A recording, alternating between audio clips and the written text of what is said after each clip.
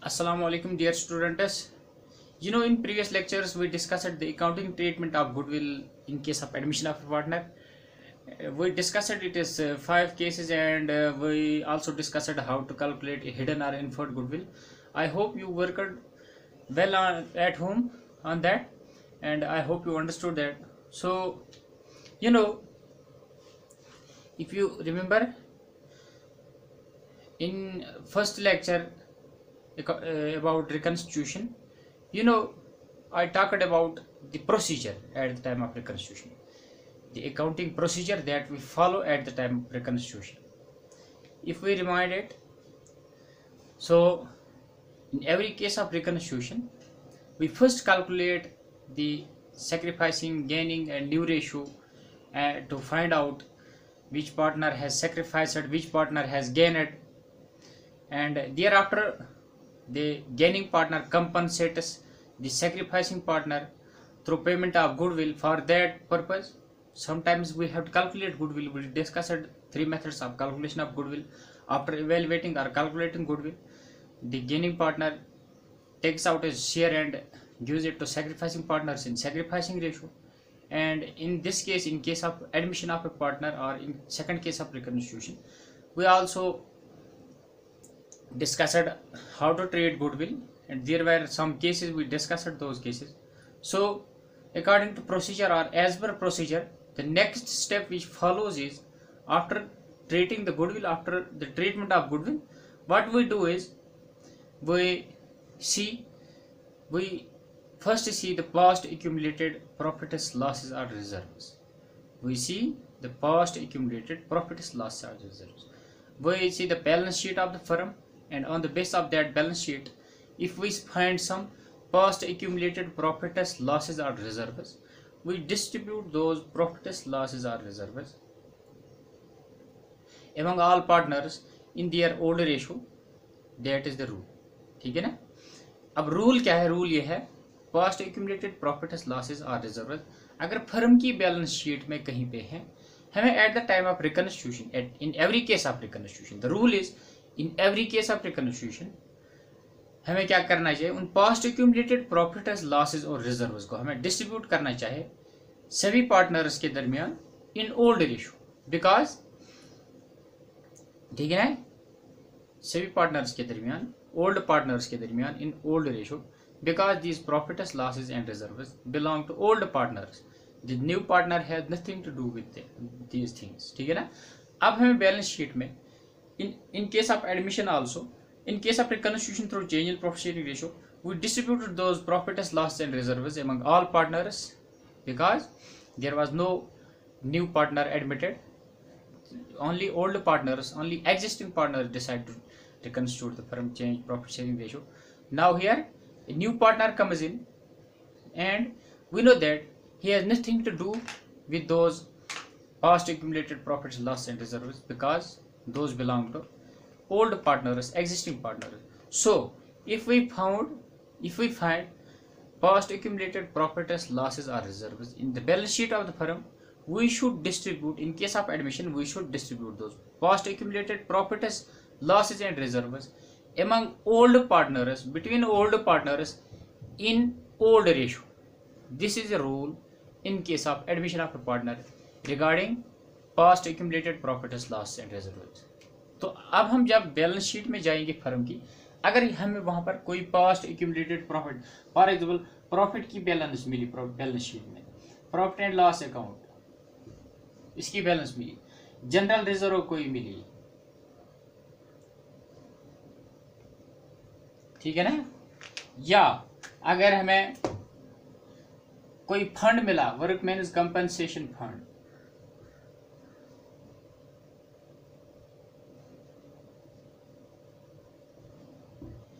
या investment fluctuation fund,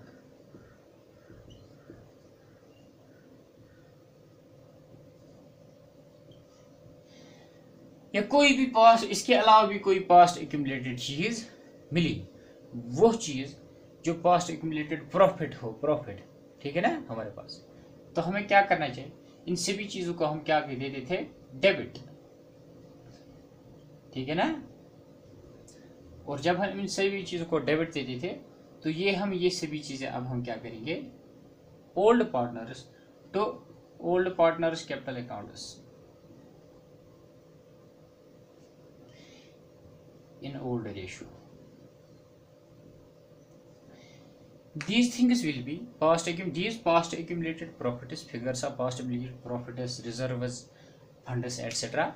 These will be distributed among old partners in old ratio because these belong to old partners and new partner has nothing to do with these things. So we should, if we find these items in the balance sheet of the firm, we should distribute these things among old partners in old ratio because these belong to these partners. So on the other hand, if we find some item of loss, in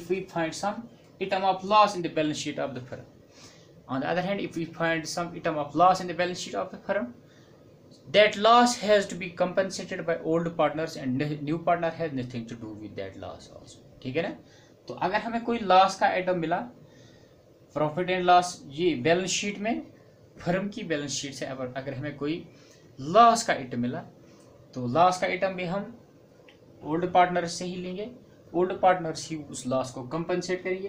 तो उस वक्त क्या entry होगी, old partners capital accounts को debit देंगे in old ratio, old partners capital accounts debit in old ratio. ठीक है ना? तो जो लॉस होगा प्रॉफिट एंड लॉस अकाउंट की डेबिट बैलेंस होगी वो लॉस होगा, कोई और लॉस होगा तो इन ओल्ड पार्टनर्स को ही कंपनसेट करना पड़ेगा। ये था accounting treatment of past accumulated profits, losses and reserves. And the next thing in the procedure is, if you remind, the next thing in the procedure is at the time of reconstruction, the next step is that we take, ठीक है ना, in accounting point of view, that we take the next step is we revalue assets and liabilities, revaluation of assets and reassessment of liabilities, revaluation। ठीक है ना? हम revaluation करते in every case of reconstruction।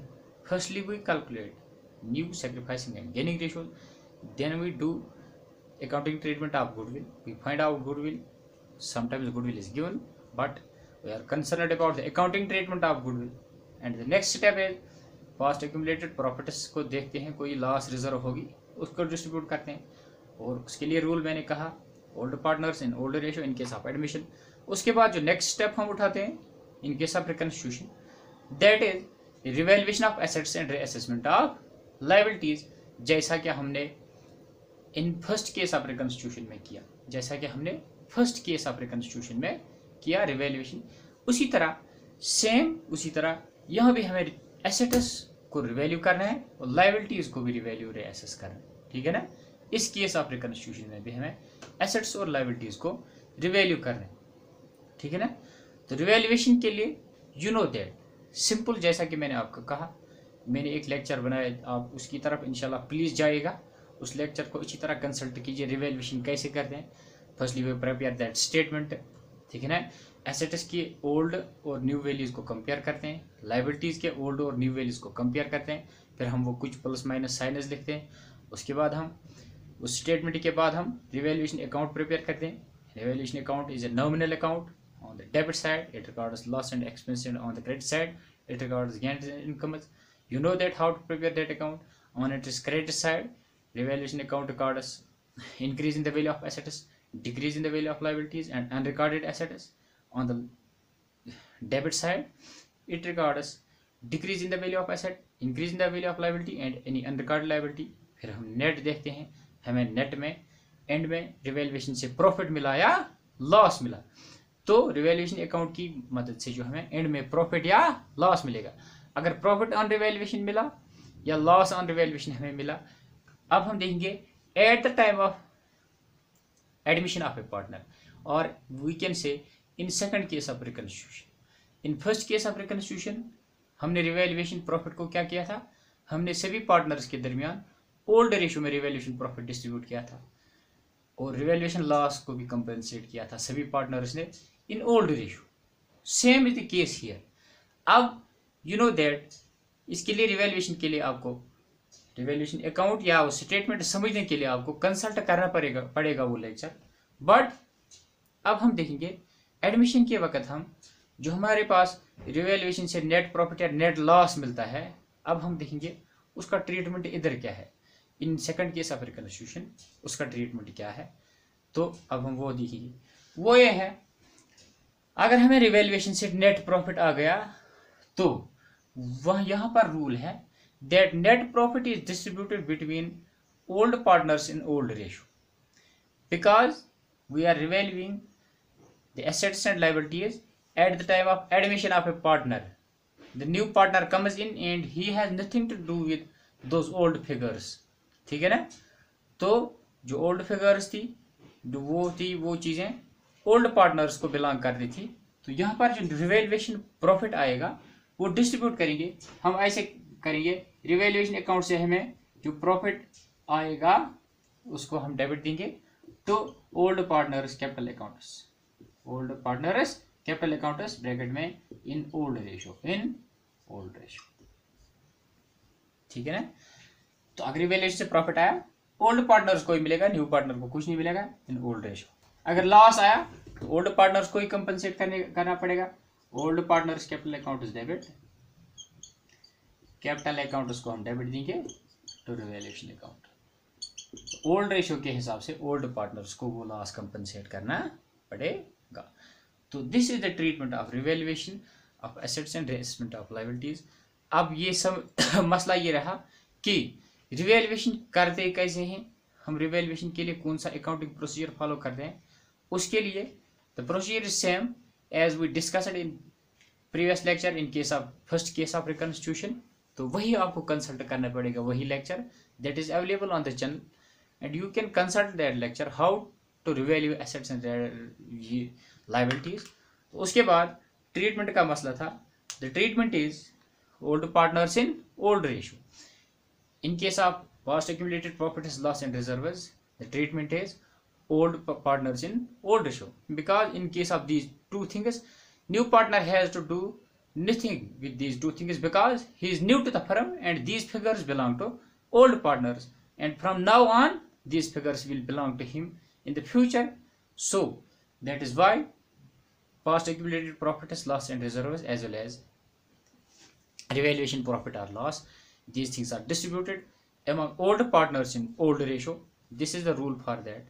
So in the next lecture we will be discussing the last topic of first case of reconstitution, that is adjustment of capitals. तो अब हम उसी के साथ फिर हम एडमिशन ऑफ पार्टनर को क्लोज करेंगे। ठीक है ना। उसके बाद हम एक प्रॉब्लम, जिस तरह हमने फर्स्ट केस ऑफ रिकंस्ट्रक्शन में एक प्रॉब्लम डिस्कस की थी, इंशाल्लाह एक प्रॉब्लम डिस्कस करेंगे, उससे सभी क्लियर होगा। तो अब मसला ये है, वी आर ऑलमोस्ट डन।